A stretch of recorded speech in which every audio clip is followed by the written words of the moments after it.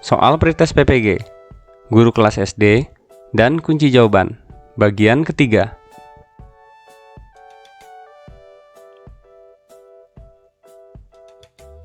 Soal yang pertama, pendapat yang menyatakan bahwa pengetahuan atau pengalaman yang baru dapat terkait dengan pengetahuan lama yang sudah ada di dalam struktur kognitif seseorang adalah teori belajar, A. Behaviorisme, B. Konstruktivisme, C. Kognitivisme, D. Cybernetik.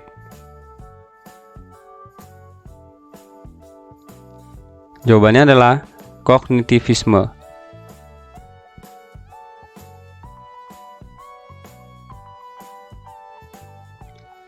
Tujuan belajar yang menggambarkan proses dan hasil belajar yang diharapkan dicapai oleh peserta didik sesuai dengan kompetensinya dimuat dalam A. Silabus, B. RPP, C. Silabus dan RPP, D. SKL.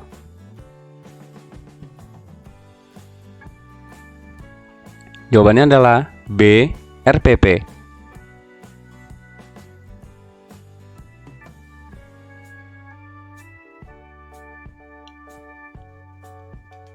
Komponen rancangan pelaksanaan pembelajaran terdiri dari A. Identitas, kompetensi inti, kompetensi dasar, indikator, tujuan pembelajaran, materi, metode, media pembelajaran, sumber belajar, langkah-langkah pembelajaran, evaluasi. B. Identitas, kompetensi inti, kompetensi dasar, tujuan pembelajaran, indikator, materi, metode, media pembelajaran, sumber belajar, langkah-langkah pembelajaran, evaluasi. C. Identitas, kompetensi inti, kompetensi dasar, indikator, tujuan pembelajaran, materi, metode, sumber belajar, media pembelajaran, langkah-langkah pembelajaran, evaluasi. D. Identitas, kompetensi inti, kompetensi dasar, indikator, tujuan pembelajaran, materi, metode, media pembelajaran, sumber belajar, evaluasi, langkah-langkah pembelajaran. Jawabannya adalah A. Identitas, kompetensi inti, kompetensi dasar, indikator, tujuan pembelajaran, materi, metode, media pembelajaran, sumber belajar, langkah-langkah pembelajaran, evaluasi.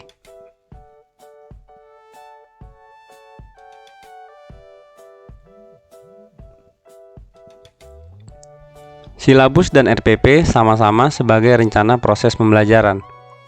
Perbedaannya adalah sebagai berikut. A.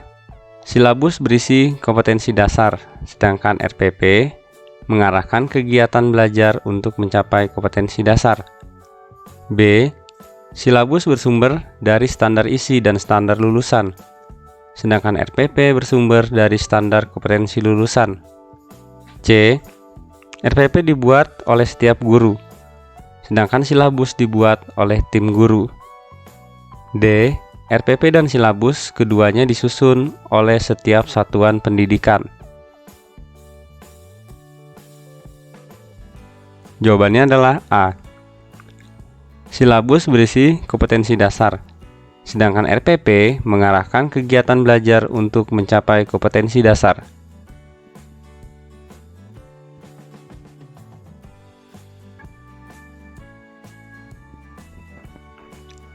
Salah satu prinsip dalam penyusunan rencana pelaksanaan pembelajaran atau RPP adalah A. Materi atau bahan ajar berbasis kompetensi. B. Pembelajaran dirancang dengan berpusat pada peserta didik. C. RPP bersumber dari silabus. D. Alokasi waktu sesuai dengan jadwal pada setiap satuan pendidikan.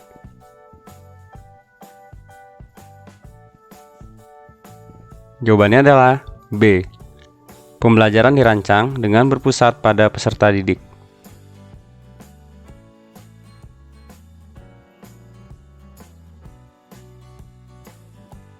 Rencana pelaksanaan pembelajaran atau RPP disusun untuk setiap KD yang dapat dilaksanakan dalam satu kali pertemuan atau lebih. Dijabarkan dari A. Silabus untuk pembuatan indikator dan tujuan pembelajaran dalam upaya mencapai KD. B. Silabus untuk pembuatan tujuan pembelajaran dan materi dalam upaya mencapai KD. C. Silabus untuk pembuatan indikator dan penilaian dalam upaya mencapai KD. D. Silabus mengarahkan kegiatan belajar peserta didik dalam upaya mencapai KD. Jawabannya adalah D. Silabus untuk mengarahkan kegiatan belajar peserta didik dalam upaya mencapai KD.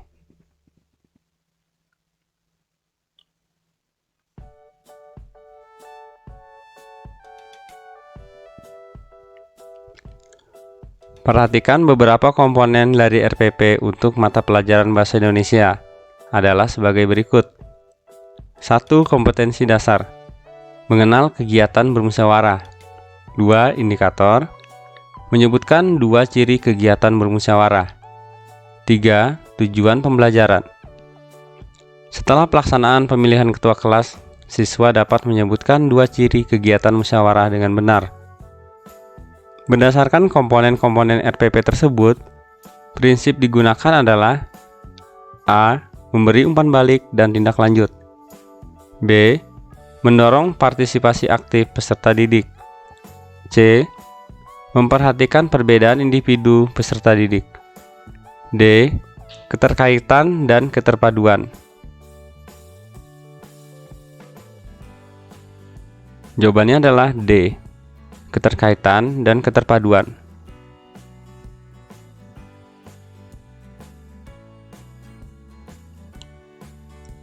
Di dalam menggunakan media dan alat bantu mengajar, guru sebaiknya memperhatikan beberapa faktor di bawah ini, kecuali A. Metode mengajar yang digunakan guru. B. Karakteristik bahan ajar. C. Waktu yang tersedia untuk kegiatan pembelajaran. D. Buku sumber yang digunakan dalam pembelajaran. Jawabannya adalah C.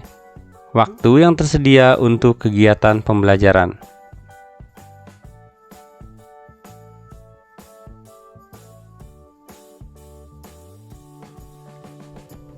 Seorang guru melakukan aktivitas pembelajaran sebagai berikut. 1. Membekali murid tidak hanya dengan fakta-fakta, melainkan diarahkan pada kemampuan penguasaan dalam proses berpikir dan berkomunikasi. 2. Berperan sebagai fasilitator dan pembimbing belajar peserta didik. 3. Melakukan penilaian yang mencakup cara-cara penyelesaian masalah dengan berpatokan pada aturan yang berlaku, seperti peta konsep, diagram Venn, portofolio, uji kompetensi, dan ujian komprehensif. Berdasarkan aktivitas tersebut, guru dapat dikatakan menggunakan pembelajaran yang berbasis A. Kognitivisme, B. Behaviorisme, C. Konstruktivisme, D. Humanisme. Jawabannya adalah konstruktivisme.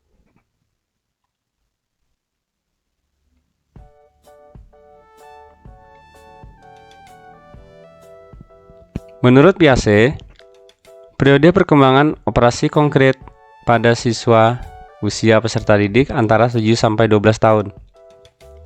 Dengan demikian, proses pembelajaran di kelas harus lebih menekankan A. Penggunaan media, alat peraga termasuk sumber belajar. B. Pemberian tugas yang terstruktur. C. Penggunaan metode bervariasi. D. Menekankan berpikir kritis dan pemecahan masalah.